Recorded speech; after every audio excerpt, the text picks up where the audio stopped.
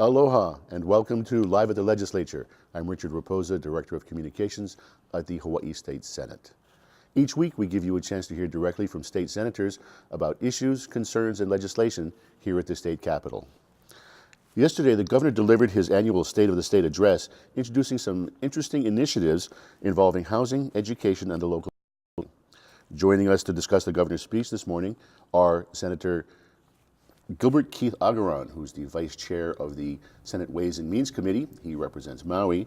And East Honolulu Senator Stanley Chang, who is the Chair of the Senate Housing Committee. Good morning, Senators. Good morning. Senator Chang, let's start with you. Some of the governor's proposals sounded familiar to you, didn't they? Yeah, so the governor highlighted an affordable housing plan that I've been working on for a long time, which I'm very grateful for. We have a need for about 65,000 new units of housing to solve our housing shortage. How are we going to get there?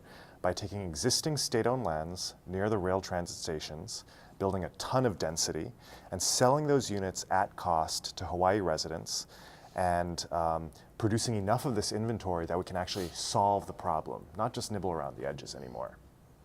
He talked about the 99-year lease proposal. How does that work to control the cost? So basically, if it's a state-owned land, the state hasn't paid anything for it, at least not recently. So there's a zero-cost basis for the land. The state would then sell you a 99-year lease, which would make it a lot more affordable than actually having to acquire land and sell it to you fee simple. And we can also sell it at cost. We don't have to make a profit at the state. So it's going to be more affordable. And then on top of that, because we don't want the buyers to make windfall profits, 75% of every transaction on the secondary market, if you were to sell it, all of that upside, 75% of the upside goes back to the state.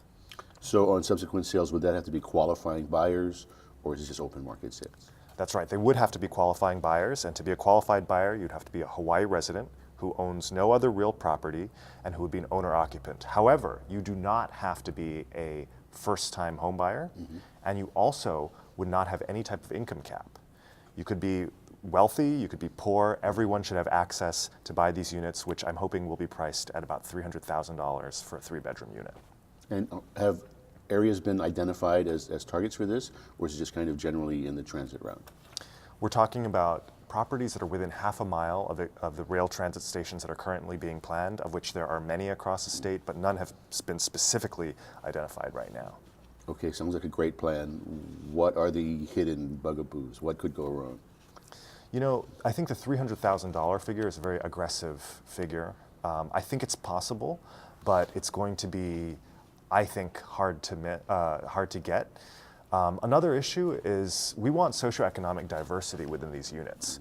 You know, I think the first several thousand of these units are going to go to folks who already own homes, who are going to be empty nesters, or folks buying them for their kids, maybe here or on the mainland.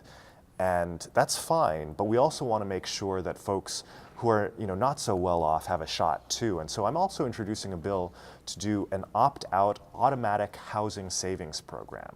Basically, it's not mandatory. You have the chance to opt out of it by checking a box, but you would be offered, every working person in Hawaii would be offered an automatic housing savings account, which a certain percentage of their income would go to every pay period.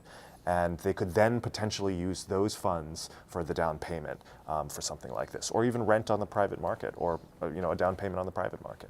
And those funds would be administered by the state once they're taken out, or are they put in a private account someplace? They would be administered by the state.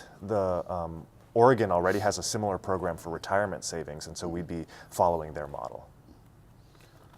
Senator Keith Agaran, the governor also had a proposal about the transient accommodations tax. Can you describe what his proposal was?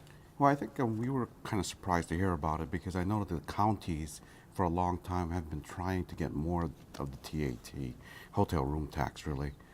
But when you look at the real details of the bill, which I finally got to look at this morning, it's not as much as what I think the counties are expecting.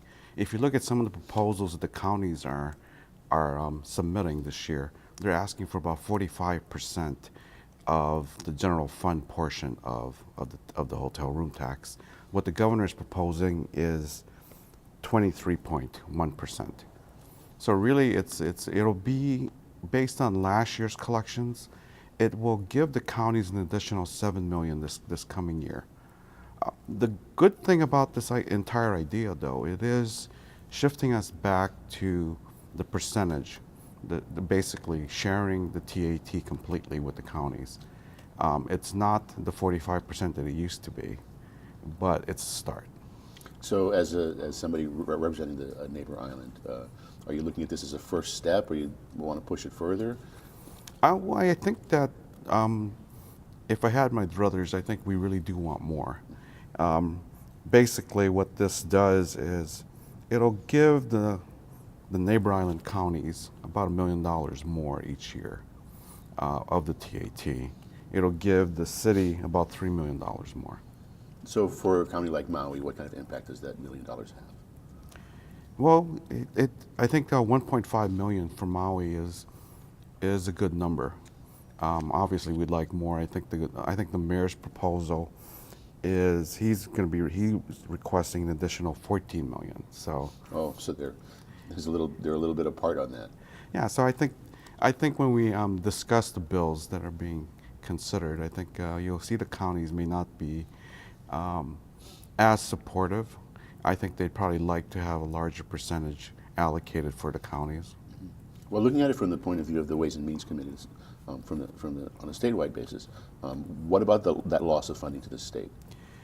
Well, I think because of what he's proposing, it basically comes down to about $14 million, $7 million that's now going to go for an additional $7 million for state parks, for beaches, and for our trail system, and $7 million more for the counties. So we're talking about $14 million. I think when we were looking at this, I think we were thinking it was about 45%, which meant that we were looking at about $380 to $400 million. So I think 14 million is something that we can deal with. Obviously, the counties would like more. Okay, well, thinking back on yesterday's speech, was there anything that wasn't in the speech that you were hoping to hear? A direction for the state or a proposal? You know, the governor only has limited time to give his address, but I thought that it was a pretty bold statement of some new programs that is, I think, a departure from years past, and I was personally grateful that he highlighted the affordable housing plan, because we do need to plug the housing shortage. Singapore does have the world's best public housing system, and this is based on their model. Now, when you talk about that, obviously that offers a lot of jobs for the construction industry and whatnot. Is that going to be a big economic driver, do you think? You know, it probably would be, but that's not really the focus. The focus of this is to take public housing, to take housing from something that we perceive as an investment, as a wealth creator, and turn it into more of a public service, the way that public schools are, or roads. You know, these should be produced for everybody, not just the very wealthy or the very poor. Mm-hmm. Neighbor island concerns you, or if you want to add to that? Well, I think I thought that his proposal for pre-K classrooms was bold. But I was hoping that he would bring that, he would cover the entire part of education, meaning there was no mention of the University of Hawaii in the speech. And I was kind of surprised by that, because I would think that you want to give opportunities for our students to benefit from an education here. And I think I was surprised he didn't mention the university at all. Mm-hmm. We were talking earlier that apparently the ramp up for the pre-K program is longer than it may have seemed in the speech. Well, it sounds like it's going to be decades long, because it's going to cost a lot of money. For example, I know that they're thinking about starting in the neighbor islands, but I know that the middle schools on the neighbor islands, they don't have much room for growth. And even if they do, I think you're going to be looking at constructing new classroom buildings. So that's not going to happen right away. Okay. Well, I want to thank both of you for being here. Thank you for your insights. Thank you for joining us this morning, and thanks to Olelo for making this time available. We'll see you next time on Live at the Legislature.